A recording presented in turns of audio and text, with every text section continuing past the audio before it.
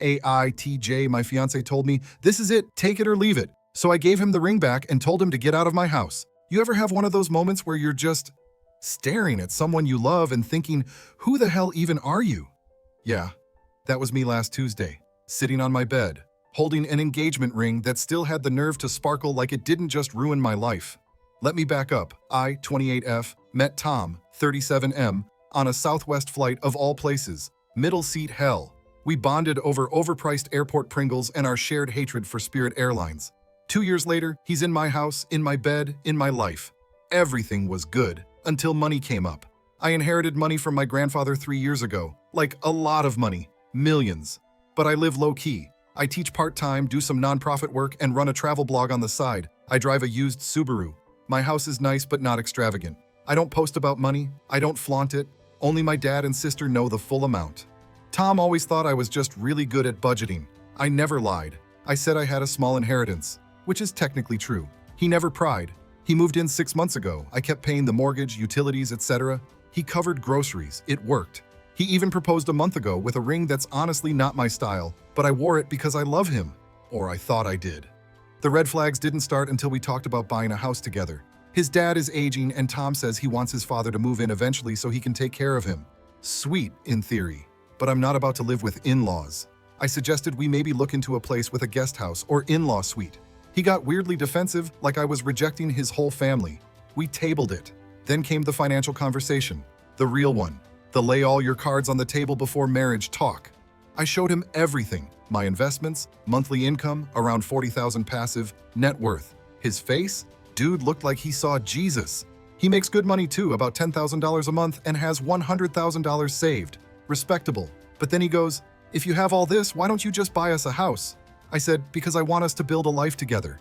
Not just me bankrolling everything. He didn't like that. I proposed separate finances, a joint account for shared expenses, and splitting things proportionally based on income. And yes, I said I wanted a prenup. That's when he lost it. Why are you acting like I'm some kind of gold digger? I was like, I'm not. I just want to protect what's mine. You'd do the same if the roles were reversed. He said he wouldn't, that in a real partnership, money should be shared, equal. Then came the ultimatum. He literally said, and I quote, final offer. You buy the house, we both own it 50-50, I'll sign the prenup, take it or leave it. I blinked at him. So you're saying if I don't agree, we're done? He hesitated. Yeah. So I took the ring off, put it in his hand, and told him to get out of my house. The next morning, he tried to backtrack. Said he didn't mean it, he just felt insecure, emasculated, blah, blah, blah. That I was throwing away love for money. I told him he threw away love for control. Now he's at a friend's place. I told him to come get his stuff this weekend. My sister says I did the right thing. My dad offered to hire movers. But last night I found myself staring at the ring again, wondering if I overreacted, wondering if I blew up something that could have worked. I loved this man, or the version of him I thought I knew. So yeah, that's my messed up love story. And I'm still wondering, AITJ for ending things over money? Or did he just show me who he really is? So, Saturday rolls around. I'm in my sweats watching Love is Blind and eating a quesadilla like any emotionally fried woman should be doing post-engagement. I'm mentally preparing for the awkwardness of Tom coming by to get his stuff when I hear his car in the driveway. He comes in like nothing happened. I don't mean chill or calm, I mean like he literally walks in, sighs, sets his keys on the counter and goes, "Hey, you doing okay?" Not, "Hey, I know we just blew up our relationship." Not, "Thanks for letting me come by." Just, "Hey." I stared at him. "You're not moving back in." And then he laughs, like a soft chuckle. "I know. I'm just here to get a few things. And maybe we can talk like adults?" "Sure, adults." So we sit down. He starts off okay, says he regrets the ultimatum, that he panicked, that maybe proposing before having the money talk was impulsive, but it felt right. He says he didn't expect the wealth and it messed with his head. I'm nodding, listening, waiting. Then he says this, "You have to admit, you kind of led me on." "Excuse me? You told me you had a small inheritance. I moved in thinking we were on equal footing. You knew what I made. You let me go halfsies on stuff when you had millions. That's kind of messed up, no?" I blinked. "You think I owe you for splitting dinner bills?" "No, I'm just saying, transparency goes both ways. If the roles were reversed and I had millions and didn't tell you, you'd feel lied to." "Okay, maybe. But here's the thing, I didn't lie. I just didn't advertise. And I don't think someone's entitled to full financial disclosure 3 months into dating over tacos and margaritas. Anyway, I let that go. Water under the bridge. I said, "So what do you want, Tom?" He paused. Too long. Then he said, "I still want us. But we need to renegotiate what that looks like, red flag. So now it's not love, it's a contract." He lays out this new plan he's come up with. You ready? We start fresh, re-engaged. I buy a new house. He pays me rent. So it's technically fair, but he still wants his name on the deed. And we postpone the prenup. I laughed. Not a ha-ha laugh. One of those bitter, "Are you actually serious right now" laughs. You want to pay rent in a house I buy, but also be co-owner. And skip the prenup. He shrugs. It's about compromise. I asked him flat out, "Tom, do you think you'd even want to marry me if I didn't have money?" He didn't answer. I said, "Then this conversation is over." That's when he got mad. Really mad. "You think I'm some kind of loser? I've always provided for myself. I've never taken a cent from you. I've paid my way since day one. Now I'm trying to find a way forward, and you're just..." "What? Testing me? Setting traps to see if I'm worthy?" I said, "No, I'm protecting myself. Because your idea of compromise is you getting half of something you didn't build." He grabbed his bag and stormed out, slammed the door so hard a picture fell off the wall. The next day his mom called me. I hadn't even told her we broke up yet. She goes, "I heard there was a disagreement." I just hope you understand that marriage is about trust. Sometimes when a man says take it or leave it, he doesn't mean it literally. You have to look deeper than the words. I was like, "Did Tom tell you everything that happened?" She paused. "Well, no, but I know he loves you. And maybe you just intimidated him. Men don't always react well when their partner earns more. So I guess now it's my fault for being financially independent." Anyway, that was 3 days ago. He hasn't texted. I haven't either. I moved his stuff to the garage. He can come get it when he's ready. But I'm still wondering, was I too cold? Too harsh? Did I expect him to be someone he couldn't be? Or maybe I just dodged the slowest moving financial ambush of my life. Okay, I was gonna let it go. Let the man disappear. Let his crap sit in my garage until it fossilized. But no, because some people don't believe in boundaries.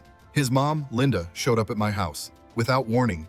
I'm in leggings, hair in a bun, deep into folding laundry while watching true crime when the doorbell rings. I open it and there she is, holding a pie. Like it's Thanksgiving and we're doing a feel-good Hallmark episode.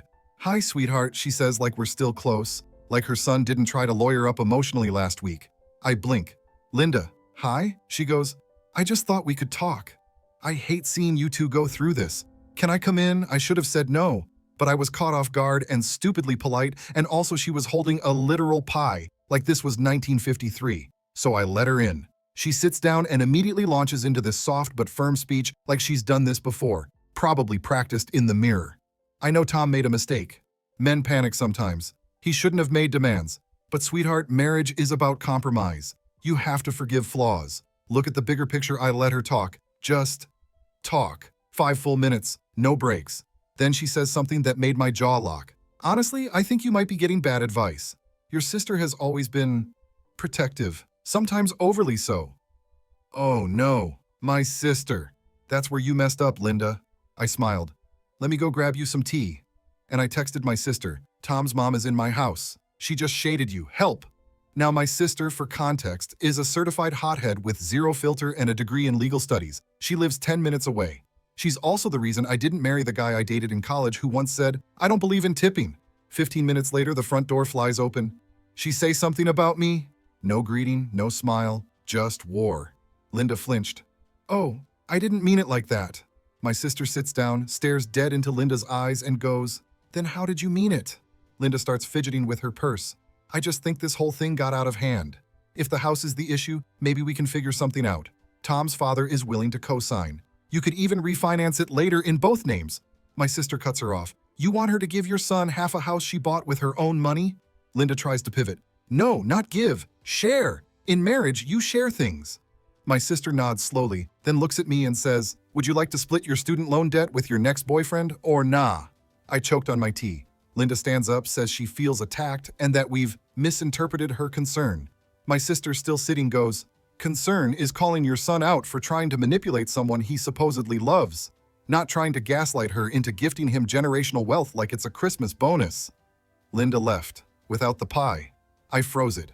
It's in my freezer, just in case I need petty revenge dessert one day.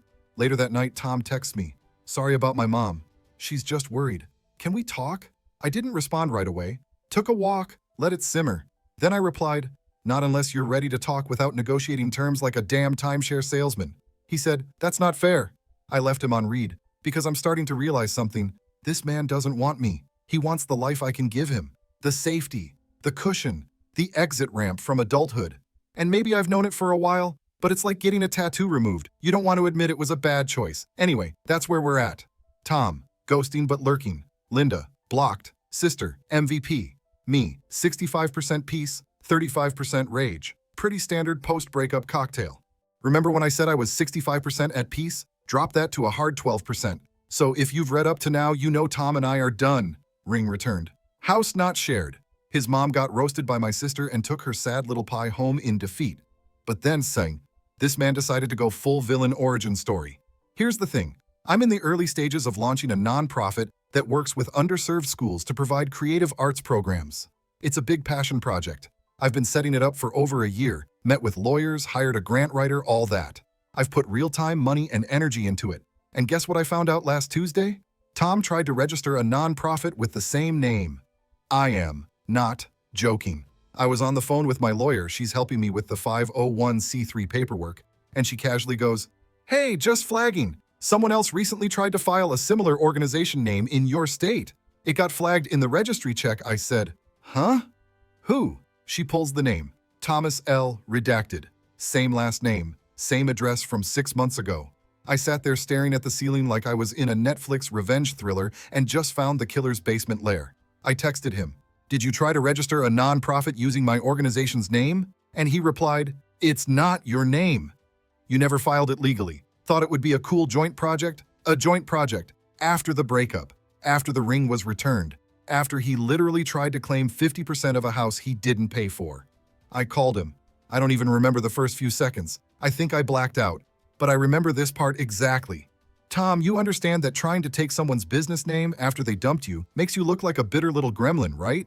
He goes, "You're making this hostile for no reason. I was trying to show you we could still work together."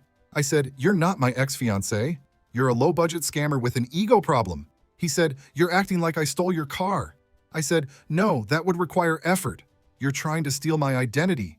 Then he said the thing that flipped the final switch. "You weren't doing anything with it anyway." It was just sitting there. I hung up.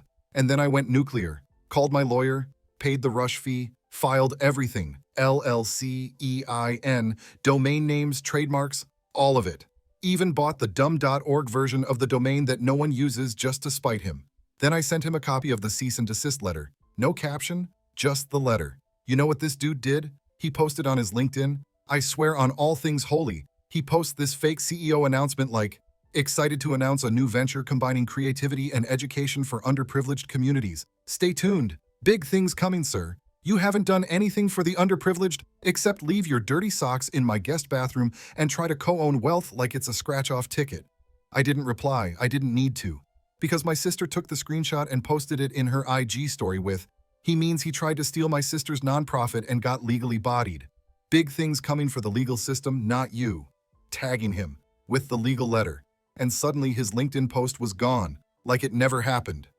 Poof, he sent me one more text. "You've made this incredibly hostile. I was trying to stay in your life, but I see how it is now." I replied, "Good. Now stay out of it." Blocked him, blocked his mom, blocked his cousin who tried to DM me something about letting go of grudges. Cousin wears Oakleys in every photo, so he was pre-blocked in spirit. I've spent the last week getting the nonprofit back on track. It's mine, fully, legally, unapologetically. Tom? I assume he's off trying to co-own someone's Etsy shop at this point. And honestly, I thought the breakup would be the worst part. But now I know some people don't break your heart. They break into your future and try to squat. 3 weeks go by, my blood pressure stabilizes, my nonprofit is rolling. I sleep like an actual baby because no one's snoring next to me or trying to brainstorm joint ventures at 2 a.m. in boxers and socks. I thought it was done. But the universe? She said, "LOL, no babe, we're doing one more lap." Let's set the scene. It's a lazy Sunday. I'm in a Target buying a blender. Not because I need a blender, but because I saw a TikTok about banana protein smoothies and got temporarily inspired. I'm in line when I hear a familiar voice from 2 lanes over. Linda, Tom's mom. In the wild. With someone else. I duck instinctively behind a display of discounted throw pillows. I know I should just leave, but I can't help it. I peek. She's with another woman around my age, bubbly, blonde, wearing a shirt that says wifey in training. They're laughing. Linda goes, "Oh, you're gonna love the cake tasting. Tom's favorite is red velvet. He always wanted it at his wedding. I almost dropped the blender." Excuse me, cake tasting? Wedding? T-O-M? I check the woman's finger. Sure enough, diamond ring, fresh manicure, full I just said yes glow. Now listen, I'm not proud of what I did next, but I followed them. Not far, just to the parking lot, just long enough to see blonde wifey load up her trunk with wedding magazines and say, "I'll finish the registry tonight." Later that day, I pull out the old FBI brain and do some digging, and I find it. Tom and Ashley's wedding registry, set for 6 months from now. Engaged 2 weeks after our breakup. 2 weeks. I scroll through it like I'm reading my own obituary. KitchenAid mixer, $449. Outdoor fire pit, $299 vacuum.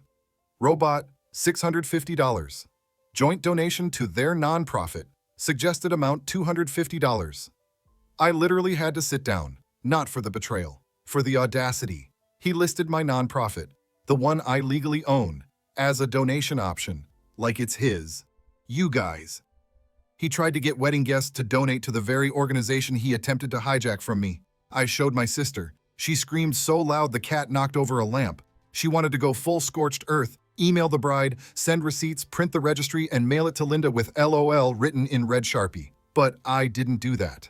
Because here's the kicker. I wasn't mad anymore. I was free. For the first time in months, I felt something shift. I realized I hadn't loved him in a long time. I loved the idea of him, but he'd never earned it. Not really. So instead, I did one thing. I made a small anonymous donation through the registry. $1. Message. For the couple who builds nothing but takes everything. Enjoy the mixer, Petty? Yes. Satisfying? Deeply. Do I regret it? Absolutely not. I haven't heard from him since. Linda's blocked. Tom's off living in his own weird delusion, about to marry someone he proposed to 2 weeks after I told him to get out of my house. And me? I launched the nonprofit officially last week, fully funded. First pilot program starts next month in 2 schools. I even bought my own damn blender, and it works perfectly. Final thoughts? Look, I'm not perfect. I held back the full truth about my finances too long. I assumed love would trump money. I let red flags slide because I wanted a partner so badly. But at the end of the day, love without respect is just a scam with better PR.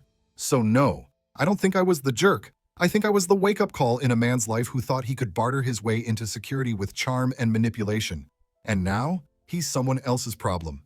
Good luck, Ashley. Hope you like Red Velvet. Thanks for sticking with this story. Hope it gave you a wild ride. Thanks for watching. If you liked the story, hit subscribe. See you in the next one.